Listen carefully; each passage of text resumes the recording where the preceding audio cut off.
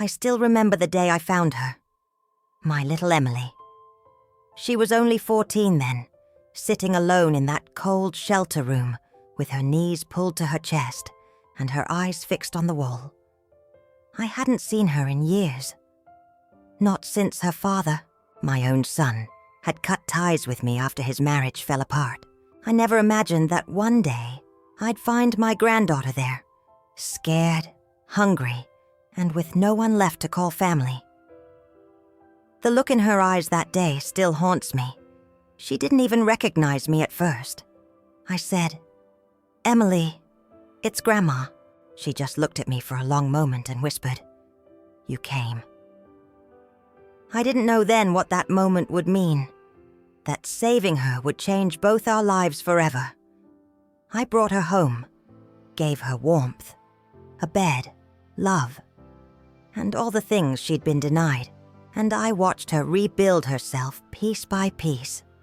She worked hard, she studied like there was no tomorrow, and she dreamed of becoming a doctor. 18 years later, she did. She became one of the best surgeons in the state, but life, as cruel and poetic as it can be, brought her face to face with a past she had buried long ago, because one day that same man, her father, my son, was wheeled into her operating room, broken, bleeding, and unaware that the woman who was about to save his life was the little girl he once left behind. Sometimes life comes full circle in ways we can't explain, and sometimes forgiveness wears the face of strength, not weakness. Before I tell you the rest, I want to say this. If you believe in love that never gives up, if you believe that family isn't just blood, but the ones who stay when others leave, then stay with me till the end. This story isn't just mine. It's for every grandparent, every parent, every soul who's ever had to choose love over pride. And if this story touches your heart, please, like this video, share it, and subscribe. It helps stories like ours find others who need them too. Now, coming back to the story. After I found Emily that day, it felt like time had stopped. The shelter worker told me she'd been there for 3 weeks. Her mother had disappeared, and her father, my son, was nowhere to be found. I asked if he had signed any papers or left a contact, but there was nothing. Just a name on an old record, and a girl who carried his eyes but none of his warmth. When I took her hand, she didn't pull away, but she didn't hold it either. It broke my heart. I'd missed years of her life.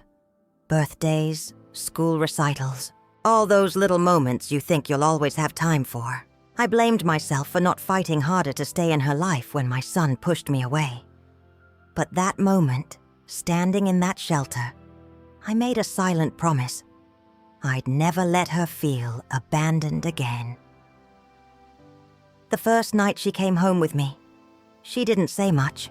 I made her soup, just like I used to make for her father when he was a boy.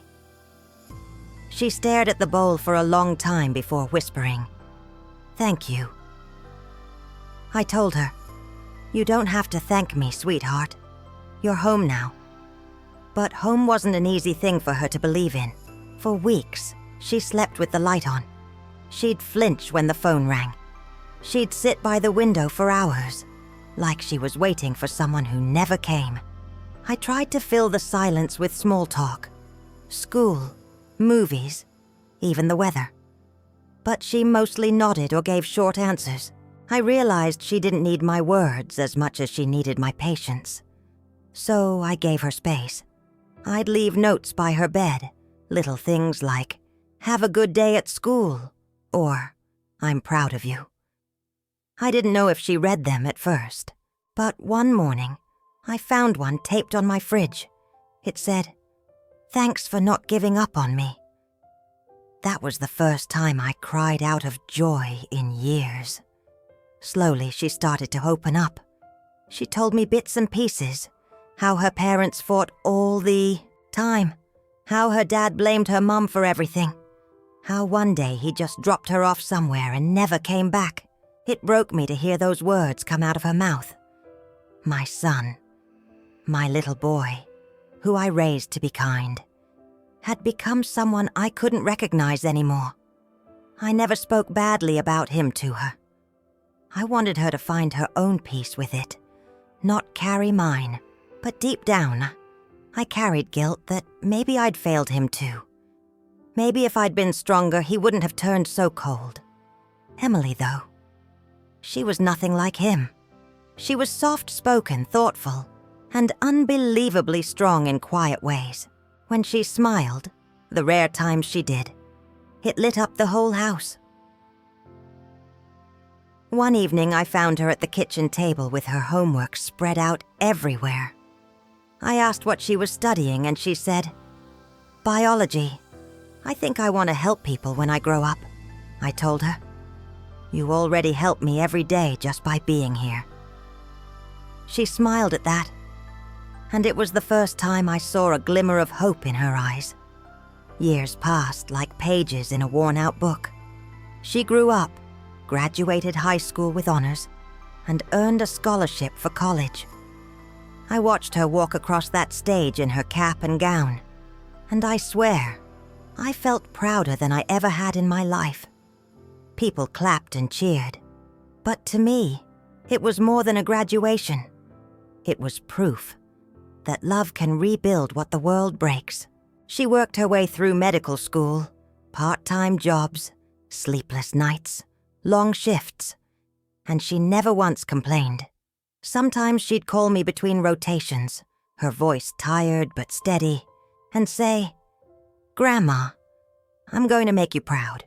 I'd tell her, "Honey, you already have." When she finally became a surgeon, I sat in the front row of her ceremony. The dean talked about perseverance and compassion, but all I could see was the little girl I once found in that shelter, now standing tall, with the world finally seeing what I'd known all along, that she was extraordinary. But fate has a way of testing the heart. It was 18 years after that day at the shelter. Emily was working at a hospital about 30 miles away. She'd been calling less lately, not because of distance or neglect, just life. She had patience, responsibilities, and a heart that still carried scars she never fully spoke about.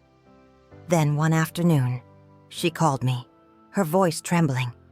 She said, "Grandma, you won't believe who came in today." I knew right then, before she even said his name.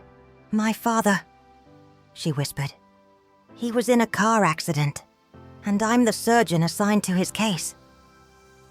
The air left my lungs. I didn't know what to say. For a moment, neither did she.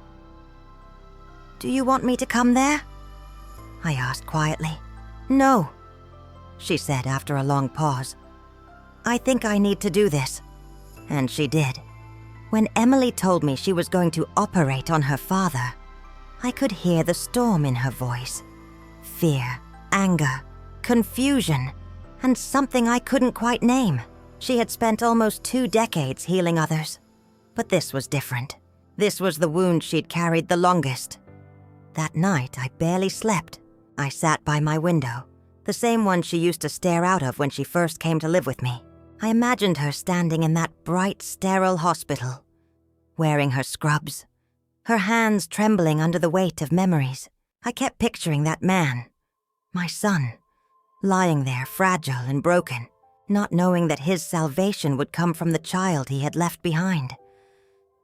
I thought about calling her again, but something stopped me. She needed to find her own strength in this. All I could do was pray that a kindness I had tried to raise in her would guide her hands that day. The next morning, my phone rang just after sunrise.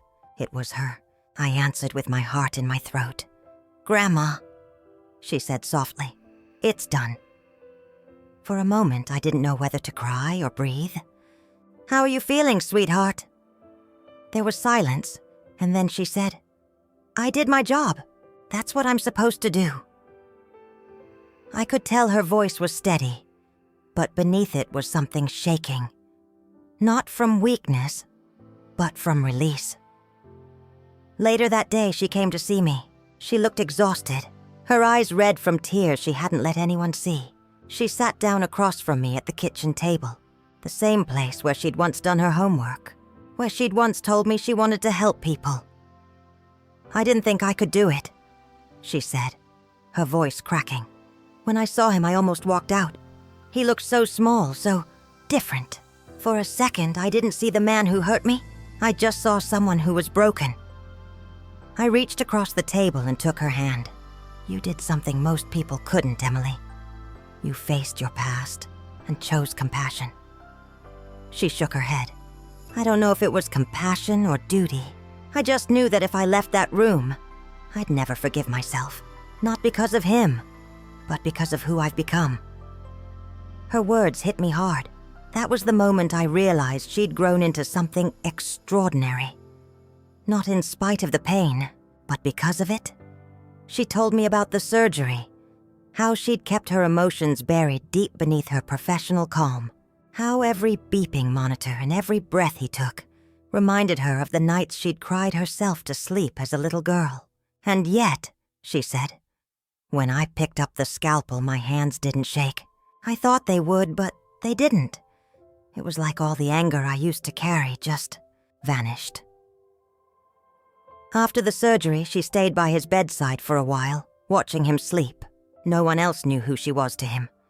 Just another doctor checking vitals, adjusting IVs, quietly saving a life.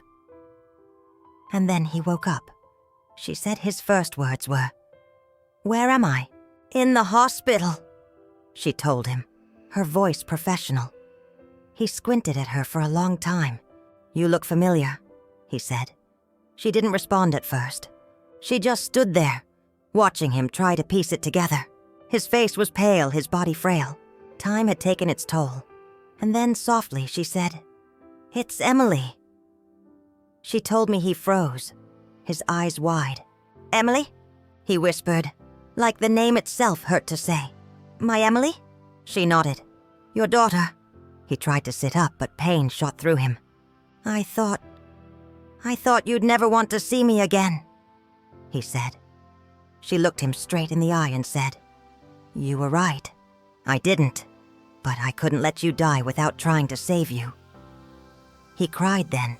She said it wasn't the kind of crying that comes from sadness. It was the kind that comes from regret, too heavy to carry. He kept saying, "I'm sorry," over and over, like he thought the words could erase years of abandonment. And Emily, standing there in her white coat, with her hair tied back and her heart beating strong, said, "You don't have to say it anymore. I already forgave you a long time ago. Not for you, but for me." When she told me that, I felt something inside me loosen. Something I'd been holding on to for too long. The anger I carried toward my son, the shame of his choices, the pain of watching my family fall apart. All of it seemed smaller in that moment. Emily said he asked about me too. "Is your grandmother still alive?" he'd said, his voice weak. When she told him yes, he just nodded and said, "She was always better than I deserved." That night, after she told me everything, we sat together in silence for a long time. The clock ticked softly in the background, and the house felt full. Not because of noise, but because of peace. "Do you think he'll make it?" I finally asked. She sighed. "I don't know. His body is weak, but he's fighting. Maybe he's trying to make things right, in his own way." I nodded slowly. "Maybe this is how it was supposed to happen. Maybe life wanted you both to meet again. Not for his sake, but for yours." She smiled faintly. "Maybe." The next few weeks were quiet. Emily went back to work, and I could tell something had shifted in her. She seemed lighter, more present. She visited her father a few times in recovery, but not out of obligation, out of closure. She told me that one day he asked her what made her want to become a doctor. She told him, "Because someone had to learn how to heal when everyone else only knew how to hurt." That line stayed with me. I wrote it down on a piece of paper and taped it to the fridge. It reminded me of who she was. The little girl who'd learned to survive, and the woman who'd learned to forgive. One afternoon, months later, Emily invited me to a ceremony at the hospital. She was being recognized for her dedication and compassion in patient care. When they called her name, she stood up there, her voice trembling with pride, and said something that made my heart swell. She said, "The person I am today exists because one person refused to give up on me. My grandmother saved me once, and because of that, I learned how to save others." I cried in front of everyone. I didn't care who saw, because in that moment, every sleepless night, every tear, every prayer, it all felt worth it. A few months after that, I got a letter in the mail. It was from my son. His handwriting was shaky, uneven. He wrote, "Mom, I don't deserve forgiveness, but thank you for giving Emily what I couldn't. I saw her that day, and I saw what she's become. Strong, kind, brave. You did that. You made her who she is. I don't know if I'll ever be the man you hoped I'd be, but I'll spend the rest of my days trying." I sat there for a long time staring at those words. I thought about how life had taken so much from us. Years, love, trust. But somehow through all that pain, it had given something back. It had given us Emily. She was our bridge, the place where regret met redemption. After that letter came, I couldn't stop thinking about my son. His words kept echoing in my mind. Not because they made everything right, but because, for the first time in decades, they felt honest. I could almost hear the voice of the little boy I once knew, hidden somewhere in those shaky lines of apology. I showed the letter to Emily. She read it quietly, her lips pressed together. When she finished, she folded it carefully and said, "I don't know what to feel, Grandma. I want to be angry, but I also don't." I smiled softly. "You don't have to decide right now. Feelings like that don't have a deadline." She nodded, staring down at her hands. "He asked if I'd visit him again." "And what did you say?" "I told him I'd think about it." It was strange, really, how the man who once made her feel so small now seemed to need her just to stay standing. Life has a way of circling back like that, doesn't it? The roles we play change, but the love that's buried deep, it waits. Sometimes for years, sometimes for a lifetime. A few weeks later, Emily called me after work. Her voice was quiet but calm. "Grandma," she said, "I went to see him." I felt my heart skip. "You did?" "Yeah, he looked so different this time. Not just weaker, but softer, like the edges of him had finally worn down." She paused for a moment and then said, "He asked me to tell him about my life, everything. School, the hospital, the people I've met. He listened, Grandma, really listened, like he was trying to memorize every word." There was a tenderness in her voice I hadn't heard in years. "Did you tell him?" I asked. "I did. And when I finished, he started crying. He said, 'You became everything I never was. I don't deserve to be your father.'" I closed my eyes, feeling tears sting behind them. "And what did you say?" I told him he was right. But I also told him that didn't matter anymore. She took a shaky breath before adding, "He said he wished he could go back and fix everything. I told him that maybe the best thing he could do now is live the rest of his life differently. Be kind. Be better." When she said that, I felt a quiet pride fill me. The kind that comes from seeing a wound finally start to heal. After that visit, she went back a few more times. Each time she told me it was easier. The anger that once lived in her chest had started to fade, replaced by something gentler. Not love, exactly, but peace. One afternoon, she came home from the hospital earlier than usual. I was sitting in my armchair with my knitting when she walked in. She looked tired, but her face carried that calmness I'd come to recognize. "I think I'm ready to forgive him," she said simply. I put my knitting down and stood up to hug her. "Sweetheart, I think you already did." She rested her head on my shoulder for a moment. "He said something today," she whispered. "He said, I thought forgiveness was about being let off the hook, but I see now it's about giving someone else peace." I smiled. "He's finally learning." We stayed like that for a while, just holding on to each other. And for the first time in a long time, the house didn't feel haunted by what was lost. It felt full of what had been found again. As the months passed, my son's health began to decline. Emily kept visiting when she could, sometimes bringing him books or small meals she'd cooked herself. She never stayed long, but he didn't seem to mind. Just her presence, her quiet, steady presence, seemed to be enough. One day she called me from the hospital. Her voice trembled. "Grandma, he asked to see you." I froze. I hadn't seen him in nearly 20 years. Part of me wanted to say no, to protect the fragile peace I'd finally built. But another part of me, the mother part, the one that never really stops loving no matter how much it's been hurt, whispered that maybe it was time. So the next morning, Emily drove me there.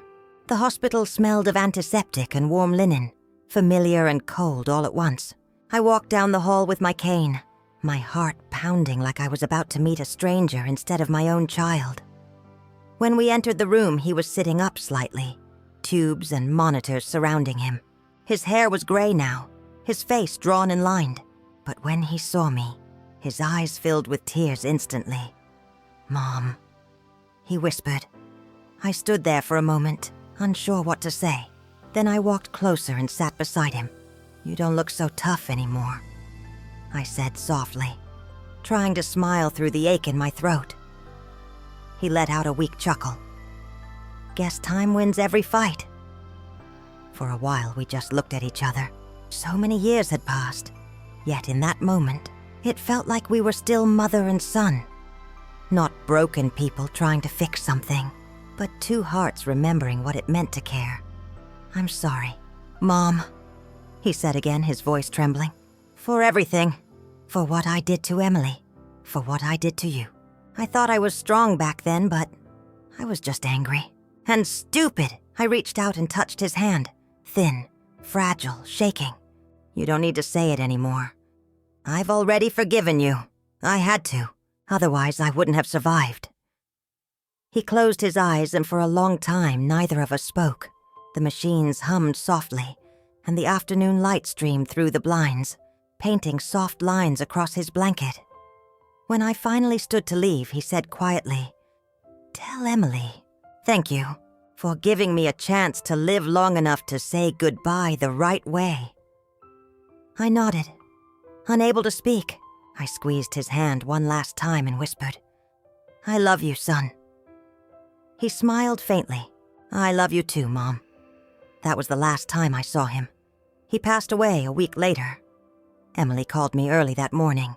Her voice was calm, but I could hear the tears she was trying to hold back. "He's gone," she said. I sat there on the edge of my bed, staring out the window as the first light of dawn touched the sky. I didn't cry right away. Instead, I whispered a quiet thank you. Not because it was over, but because somehow we had all found our way back to one another before the end. At his funeral, Emily stood beside me. There weren't many people, just a few old friends, a nurse from the hospital, and us. When it was her turn to speak, she walked up to the small podium and said, "My father wasn't a perfect man, but he gave me life, and in the end I was able to give it back to him. Maybe that's what forgiveness really means. Not forgetting the pain, but choosing not to pass it on."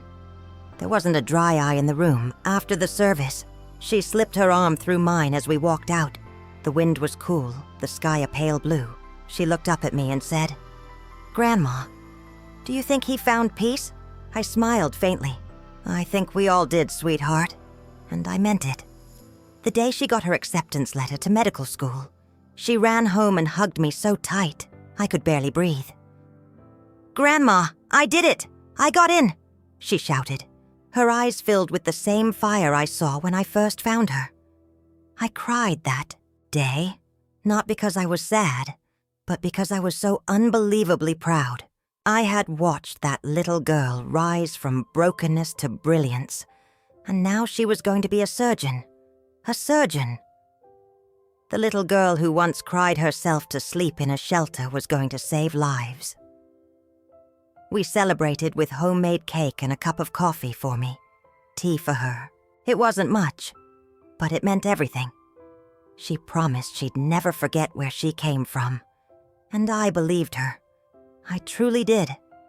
As she packed her things for medical school, I felt the house grow quieter again. I'd grown used to her laughter, echoing down the hall, her shoes by the door, her books scattered all over the dining table. When she left, the silence hit me harder than I expected. But it was a sweet kind of silence, one filled with pride, not loneliness. She called me every night for the first few weeks, then every few days, and eventually every Sunday. She told me stories about her classes, the long nights, the endless exams, and the patients she met during her early hospital training. I listened to every detail, savoring each word. She always ended the calls with, "I love you, Grandma. You're the reason I'm here."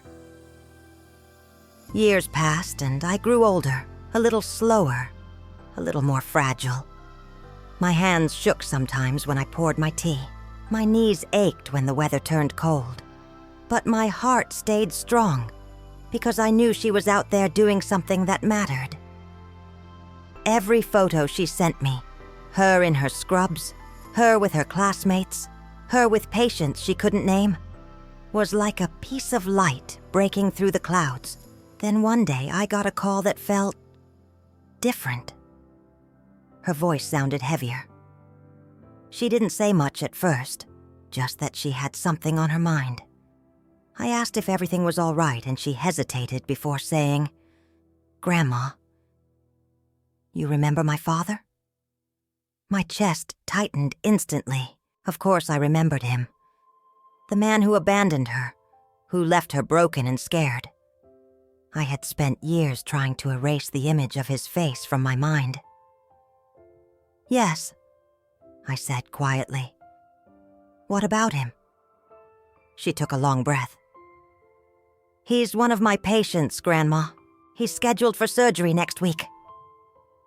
I froze. The world around me seemed to stop moving. I couldn't find words for a long moment. Finally, I whispered, "Are you sure it's him?" "Yes," she said. "He didn't recognize me, but it's him." I didn't know what to feel. Anger, fear, sorrow. Maybe all of them at once. I wanted to tell her to stay away, to let someone else handle it. But before I could speak, she continued. "He's sick, Grandma. Really sick. And I can't walk away. I took an oath to help people, no matter who they are. I want to do this, not for him, but for me, to prove that he didn't destroy the good in me." Her words left me silent. My throat burned with emotion. I realized then that she had grown into someone far stronger than I ever imagined. She wasn't just my granddaughter anymore. She was a woman of compassion and grace, capable of forgiving the very person who hurt her most. I told her, "Do what your heart says, sweetheart. If you can face this with kindness, then you've already won." The night before the surgery, she called again. I could hear the tension in her voice. "I'm nervous, Grandma," she said softly. "I don't know what I'll feel when I see him again, unconscious on that table." I tried to steady my own voice. "You'll feel what you need to feel," I said. "And whatever that is, it's okay. Just remember, you're not that scared little girl anymore. You're the woman who saved herself." The next day, I barely moved from the couch. I sat there, my hands clenched around my teacup, staring at the phone. Hours passed. Every tick of the clock echoed through the house. Then finally, my phone rang. It was her. Her voice was calm, steady. "It's done," she said. "The surgery went well." I exhaled so deeply, it felt like I'd been holding my breath all day. "And how do you feel, honey?" I asked. There was a pause before she answered. "Lighter," she said quietly. He woke up afterward and saw me standing there.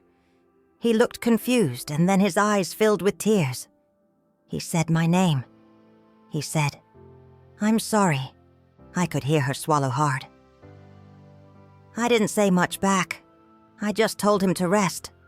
But Grandma, for the first time, I think I really let go. I forgave him. Not for him, but for me. Tears streamed down my face as she spoke. I whispered, "You did the right thing, sweetheart." That night I sat by the window, watching the moon rise. The same moon I used to look at when I prayed for her safety.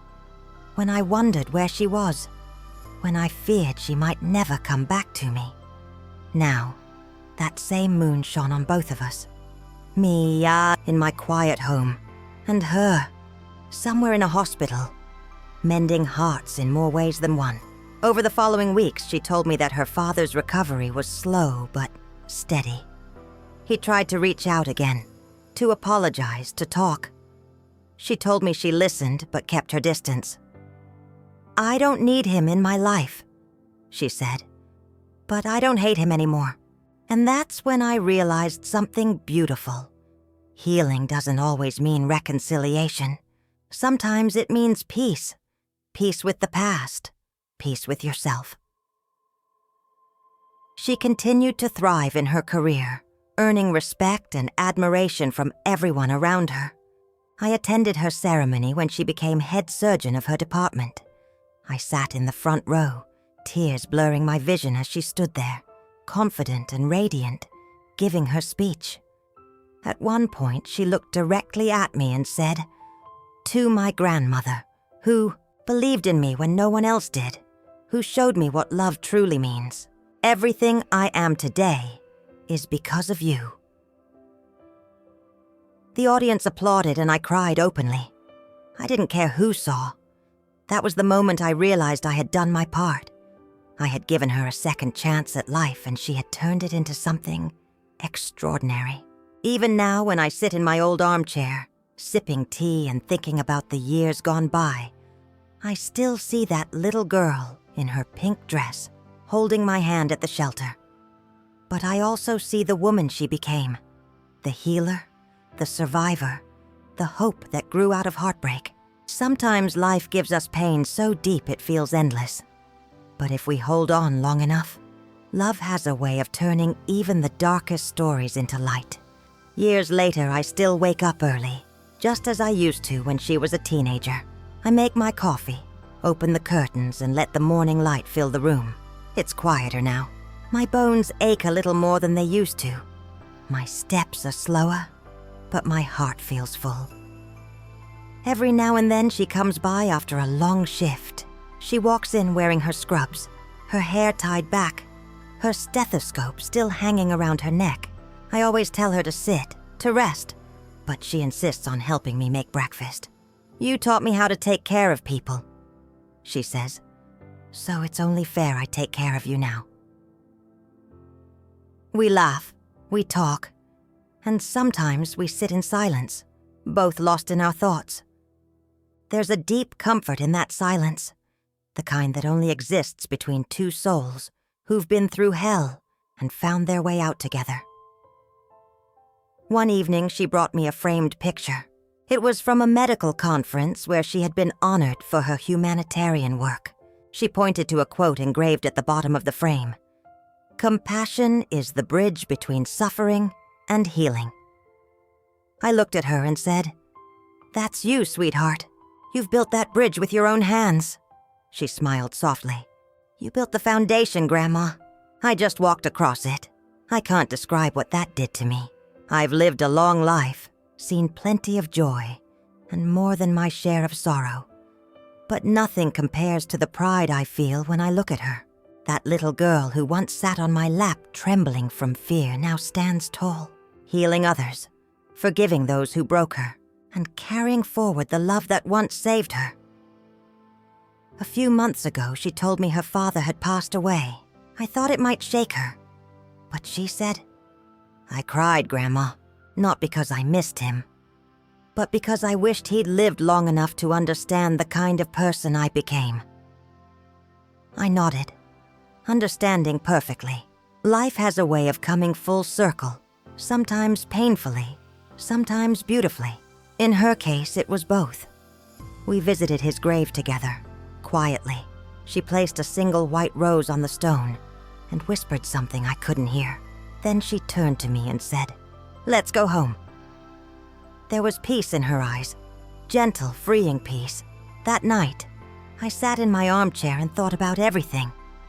The shelter, the nights of worry, the years of watching her grow, stumble and rise again. I realized something. The greatest gift we can give someone is belief. Not money, not things, belief.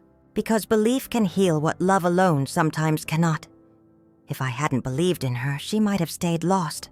And if she hadn't believed in herself, she would have never become who she is now. Belief, I think, is the quiet fire that keeps us going when everything else fades. Now, whenever young people stop me at the grocery store or wave from across the street and ask about my granddaughter, I tell them proudly, "She's a surgeon now. She saves lives every day." And when they say, "You must be so proud," I just smile and say, "More than words can say." Sometimes when she visits after work, she falls asleep on the couch, exhausted. I drape a blanket over her and sit nearby, watching her the way I used to when she was a child. Her face, peaceful in sleep, still carries traces of that little girl who once looked up at me with tears in her eyes and asked, "Why didn't my daddy want me?" Now she no longer needs the answer. She's written her own story, and I found mine too. I'm not just a grandmother. I'm a witness to a miracle that grew out of brokenness. I often tell her, "Sweetheart, life isn't about what breaks us, but what we build after." She smiles and says, "You taught me that, Grandma."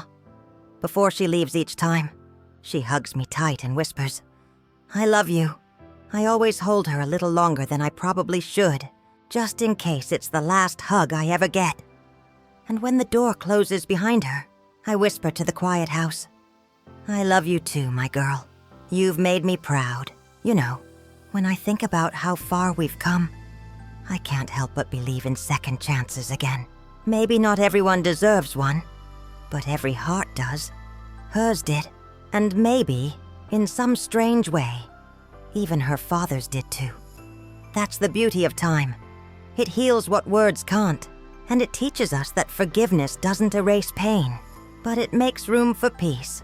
So if you're watching this right now, and you've been hurt, or abandoned, or made to feel like you don't matter, please listen to me. Don't let that pain define you. You are more than the things that broke you. You can rebuild. You can start over. And someday, when you look back, you'll see that every scar became a part of your strength, because love doesn't die, even when people fail you. It finds new ways to bloom. If this story touched your heart, if it made you think of someone you love, or someone you've lost, please take a moment to like this video, share it with others who might need to hear it, and subscribe to the channel. Every story I share comes from a place of truth and hope. Maybe yours will be next. Thank you for spending this time with me, sweetheart. Remember, no matter how dark life gets, the light always finds its way back. Good night.